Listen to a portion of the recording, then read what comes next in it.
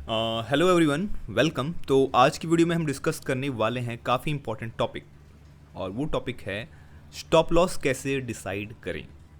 तो बहुत सारे लोग हैं जिनको दिक्कत होती रहती है, या फिर जो मार्केट में नए हैं, अभी न्यू लर्निंग कर रहे हैं मार्केट में, वो डिसाइड नहीं कर पाते कि स्टॉप लॉस कहाँ लगाएं। ये काफ़ी मुझे रिक्वेस्ट भी आया कि वीडियो बनाइए इस पर।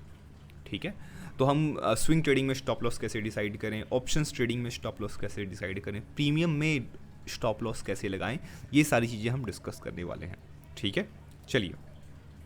तो पहले मैं डिसाइड करता हूँ कि स्विंग ट्रेडिंग में आप स्टॉप लॉस कैसे डिसाइड करें या स्टॉप लॉस को कैसे ट्रेल करें, ये सारी चीज़ें डिस्कस करने वाले हैं। स्पॉट चार्ट जो कि जो शेयर्स होते हैं, या स्पॉट चार्ट होता है। स्पॉट चार्ट मतलब जैसे ये जो चार्ट है, या फिर जो आपकी निफ्टी और बैंक निफ्टी वाली जो चार्ट है, ये जो निफ्टी और बैंक निफ्टी वाले चार्ट्स है, इसको बोलते हैं हम स्पॉट चार्ट।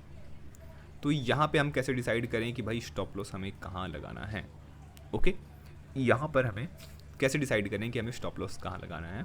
तो उसके लिए ये कुछ वीडियोस हैं जो आपको काफ़ी हेल्प करेगी। तो देखिए, जैसे कि मैंने लगाया, मैंने आज चेक कर रहा हूँ हीरो मोटो हिंदुस्तान यूनिलीवर, ये एक ट्रेड बना। ठीक है, ये मैंने हिंदुस्तान यूनिलीवर देखा। ट्रेंड क्या है, ट्रेंड यहाँ पे चेंज होके अप ट्रेंड में हो रहा है। कैसे ट्रेंड चेंज हो गया, जैसे कि ये एक टाइप का सपोर्ट एरिया है। This is your support area, Hindustan Unilever. ठीक है, this is your support area. यहाँ पे स्टॉक ने सपोर्ट ले लिया। डेली टाइम फ्रेम पे आप चेक करेंगे तो एक टाइप का ये डब्लू पैटर्न भी बना हुआ है। एक टाइप का कौन सा पैटर्न बना है, डब्लू पैटर्न यहाँ पर बना हुआ है। ठीक है, अब देखिए, जब आप ट्रेड छोटे टाइम फ्रेम पे करते हैं ना, तो वहाँ पे ट्रेडिंग करना थोड़ा और ज़्यादा दिक्कत होती है। पर जैसे ही आप टाइम फ्रेम को बड़ा करते हैं, चीज़ें आपको ज़्यादा और क्लियर होती है और समझ में आता है। ठीक है, इसलिए छोटे टाइम फ्रेम में ट्रेड करना टफ होता है। इसलिए जो लोग कैश में इन्वेस्ट करते हैं या कैश स्विंग ट्रेडिंग करते हैं ना, उनको ज़्यादातर प्रॉफिट होता है। बट वही जो लोग इंट्राडे करते हैं या ऑप्शंस बाइंग करते हैं इंट्राडे वाइज, तो उनको चीज़ें दिक्कत जाती है, क्योंकि वो एकदम छोटे टाइम फ्रेम में ट्रेड करते हैं। तो छोटे टाइम फ्रेम पे प्राइस को मूवमेंट पता लगाना मुश्किल होता है, बट बड़े टाइम फ्रेम पे चीज़ें ज़्यादा ईजी हो जाती हैं। तो अपन यदि बड़े टाइम फ्रेम पे देख रहे हैं तो आपको प्रॉपर एक टाइप का डब्लू पैटर्न दिख रहा होगा यहाँ पे। ओके, और ये अपसाइड जा रहा है। तो यहाँ पे क्या हो गया, यहाँ पे जो ट्रेंड है वो चेंज हो गया। जो हर बार जो यहाँ पे नया लोअर लो लग रहा था, ट्रेंड क्या हो गया, चेंज हो गया। ये काफ़ी इंपॉर्टेंट पॉइंट्स आप लोग सीख पाएंगे। तो ये ट्रेंड क्यों बोलते हैं, क्योंकि ये ट्रेंड लाइन है। अब यहाँ पे हर बार क्या हो रहा था, ट्रेंड जो था डाउन ट्रेंड था, ट्रेंड लाइन को टच करके नीचे आया था। अब जब ट्रेंड लाइन ब्रेकआउट हो गया तो क्या हो गया, ट्रेंड यहाँ पे चेंज। जो डाउन ट्रेंड था वो हो गया अप ट्रेंड। तो यहाँ पे ये तो हो गया अप ट्रेंड।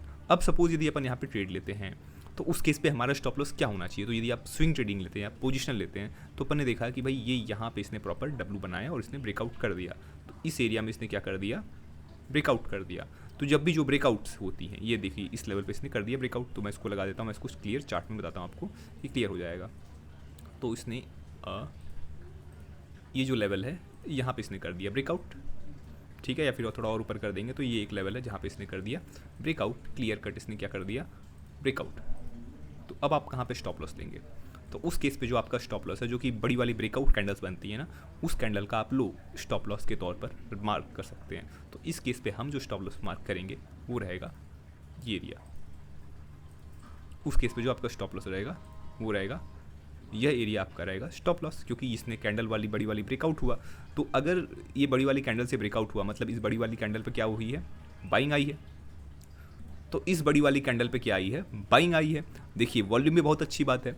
तो हम क्या करेंगे, जो बड़ी वाली कैंडल पे वॉल्यूम आई है, बस उसी कैंडल का आप स्टॉप लॉस लगा दीजिए। यही आपको बड़े टाइम फ्रेम पे करना है, यही छोटे टाइम फ्रेम पे करना है। तो यहाँ पे क्या हुआ, ट्रेंड चेंज हुआ है। तो जो कैंडल ट्रेंड चेंज करती है, मतलब यहाँ पे क्या हुआ, ये वाले ब्रेकआउट ने ट्रेंड को चेंज कर दिया।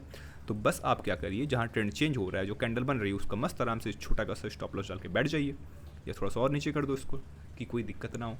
और इस हिसाब से आप कैंडल स्टिक पैटर्न्स का यूज़ करके स्टॉप लॉस यूज़ कर सकते हैं। ये तो मैंने आपको बता दिया बड़े टाइम फ्रेम पे, डेली टाइम फ्रेम पे।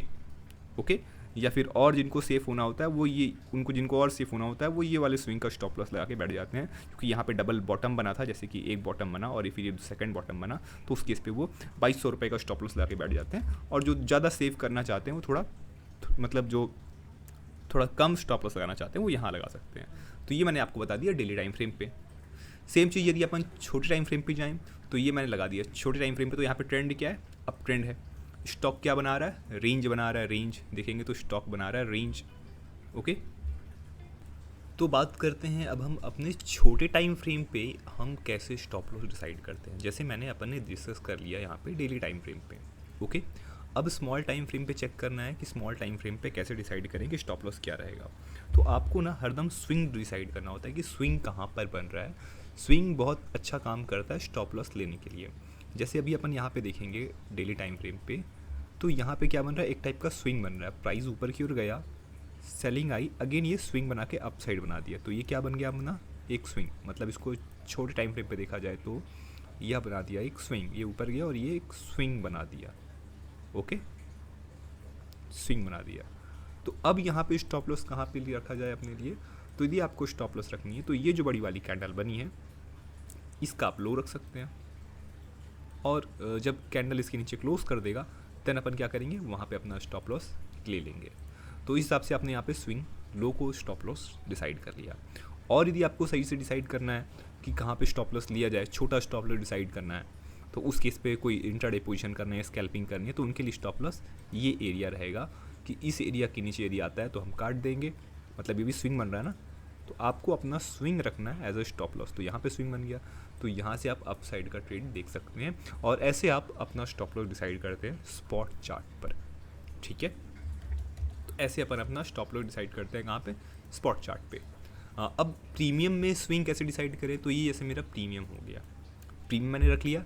अब प्रीमियम में अपन स्पॉट कैसे डिसाइड करते हैं कि कहाँ पे अपन स्टॉप लॉस रखेंगे खुद से, तो हम आए और देखिए डेली टाइम फ्रेम पे। तो डेली टाइम फ्रेम पे प्रीमियम में लेना तो बड़ा दिक्कत हो जाता है, तो मान लेते हैं अपन 15 मिनट टाइम फ्रेम ओपन कर लिए। 15 मिनट टाइम फ्रेम पे भी यहाँ पर भी वही सीन काम करता है, बट यहाँ पे जो दूसरी चीज़ काम करती है, यदि आपकी ऑप्शन बायर्स हैं, तो एक तो होता है यहाँ पे टाइम डीके, मतलब समय के साथ साथ यहाँ पे आपकी जो प्रीमियम है उसकी वैल्यू कम होती जाती है, और एक्सपायरी में प्रीमियम क्या होता है, जीरो हो जाता है अगर वो आउट ऑफ द मनी है तो। ठीक है, मतलब जो प्रीमियम है आउट ऑफ द मनी है तो जीरो हो जाता है, बट वही इन द मनी है तो ठीक रहता है। और जो दूसरा फैक्टर यहाँ पे डिसाइड करता है वो होता है इंडिया विक्स, जो वोलेटिलिटी इंडेक्स है। अगर ये जितना ज़्यादा हाई रहेगा, जैसे अभी 18 पे चल रहा है, बहुत ज़्यादा हाई है, ये क्या हो रहा है, काफ़ी ज़्यादा हाई उठ चुका है। देखेंगे तो कुछ ही लास्ट टाइम पे ये काफ़ी ज़्यादा बढ़ गया, ये बहुत ज़्यादा बढ़ गया, अचानक से बहुत बढ़ गया ये इंडिया विक्स। देखा जाए तो यहाँ से काफ़ी ऊपर बढ़ गया। तो ये इंडिया विक्स जितना हाई रहता है उतना ज़्यादा क्या होगा, आपके प्रीमियम्स महंगे रहेंगे, मार्केट वोलेटाइल रहेगा, थोड़ा सीन पैनिक रहेगा, और मार्केट में जब जब ब्रेकआउट आएगा वहाँ पे ब्रेकआउट्स क्या हो जाएंगे, फेल हो जाएंगे, ये इंडिया विक्स के कारण। बट ये इंडिया विक्स आपका 12-13 रहेगा, मतलब 12-13 13 14 तक भी सही रहता है। मतलब 11 से लेके 14 या 13.5 जो रेंज है ना, वो बायर के लिए बहुत अच्छा रेंज रहता है। और जो भी हाई रेंज हो जाता है वहाँ पे प्रीमियम्स महंगे हो जाते हैं, तो वो रेंज सेलर के लिए अच्छा होता है। मतलब 15 से लेकर जो 20 का जो रेंज है वहाँ पे सेलर्स के लिए अच्छा रहता है। बाकी 20 के ऊपर गया तो फिर वो चीज़ें वहाँ पे ना सेलर के लिए सही है, ना ही वो चीज़ें बायर के लिए सही है। ठीक है, तो ये चीज़ों को माइंड में रख लीजिएगा। तो अभी अपन आ गए यहाँ पे, अपन स्टॉप लॉस कहाँ डिसाइड करें। तो यहाँ पे यदि अपने को स्टॉप लॉस डिसाइड करना है तो अपन देखिए ये बड़ी वाली कैंडल में आई थी बाइंग, इसने ब्रेकआउट दिया था, तो और ये टाइम के साथ प्रीमियम भी डीके करता है। तो क्या कर दीजिए आप, ये वाली कैंडल है, इसका ये जो ये लो बना रहा है, ये लो, इसके नीचे कभी प्राइस नहीं गया था ना, तो आप इसके नीचे का price as a stop loss रख सकते हैं, जो आपको समझ में आ जाएगा कि अपन को स्टॉप लॉस कहाँ रखना है। तो यदि आपको कोई गाइडेंस नहीं भी देगा कि भाई मैं स्टॉप लॉस कहाँ रखूँ, क्या करूँ, तो आप खुद से डिसाइड करते हैं कि भाई ये मैं स्टॉप लॉस रख लूँगा, या यहाँ पे क्या रहेगा स्टॉप लॉस 16 रुपीज़। बट होता है क्या, कभी कभी ये चीज़ों को हिट भी कर जाता है, कभी कभी ये चीज़ें हिट भी कर जाती हैं, तो उसके इस पर आप क्या कर सकते हैं, 1-2 पॉइंट नीचे रख सकते हैं स्टॉप लॉस। भले जैसे इतना है तो 1 पॉइंट नीचे रख दीजिए स्टॉप लॉस, थोड़ा सा गैप देके, यदि नीचे भी आए तो आपका स्टॉप लॉस हिट ना हो। ओके, यहाँ पे आप स्टॉप लॉस रख सकते हैं, बट ये स्टॉप लॉस काफ़ी बड़ा हो गया। और जैसे ये टारगेट ऊपर मूव करते जाता है ना, ट्रेड्स ऊपर मूव करते जाते हैं, तो उस समय आप अपना स्टॉप लॉस कैसे ट्रेल करें, ट्रेलिंग करना है, स्टॉप लॉस ट्रेल करना है, तो वैसे कैसे करें। जैसे अपन ने शुरुआत में स्टॉप लॉस यहाँ रखा था, बाद में ट्रेड प्रॉफिट में जाने लगा, तो हम क्या करेंगे, स्टॉप लॉस को उठा के ला लेंगे अपने ऊपर। मतलब हर अपने को एक कैंडल के हिसाब से स्टॉप लॉस रखनी है, चाहे 5 मिनट या 15 मिनट। अपन ने लगा दिया 15 मिनट्स, तो 15 मिनट्स की कैंडल का लो, फिर ट्रेड ऊपर चलने लग गया तो इस कैंडल का हाफ कर लीजिए, फिर जब ये ट्रेड और ऊपर चला जाएगा तो इस कैंडल का लो ला दीजिए। तो इस प्रकार से आप क्या करिए, अपने स्टॉप लॉस को ट्रेल करना शुरू करिए। समझ रहे हैं, जब ट्रेलिंग आप सीखेंगे समझेंगे तो आप ट्रेडिंग में बहुत हद तक चीज़ें समझते जाएंगे, आगे बढ़ते जाएंगे। तो ये लर्निंग्स थी आपके लिए कि स्टॉप लॉस को कैसे ट्रेल करें। तो पहला चीज़, अगर 5 मिनट टाइम फ्रेम पे है तो जो भी स्विंग लो लगा है उसका stop loss, recent swing low, जहाँ पे कोई स्पाइक वगैरह भी मारे या ऐसे कोई वीक भी बनाए, तो जैसे ये वीक बना के स्टॉप लॉस हिट कर देते हैं ऐसा, तो वैसा वीक भी बना के आपका स्टॉप लॉस ना हिट करके स्विंग लो, डिसेंट स्विंग लो। बट जैसे ही आपको प्रॉफिट होते जाता है आपको क्या करना है, अपना स्टॉप लॉस को ऊपर की ओर लाते जाना है, और ट्रेड ऊपर गया तो वहाँ पे और आपको स्टॉप लॉस को ऊपर की ओर लाते जाना है। ठीक है, अब ये कैंडल के नीचे डाले, ट्रेड वहाँ चल रहा है, फिर ट्रेड और आगे जाएगा तो हम क्या करेंगे, हम इस कैंडल के नीचे ला के रख देंगे।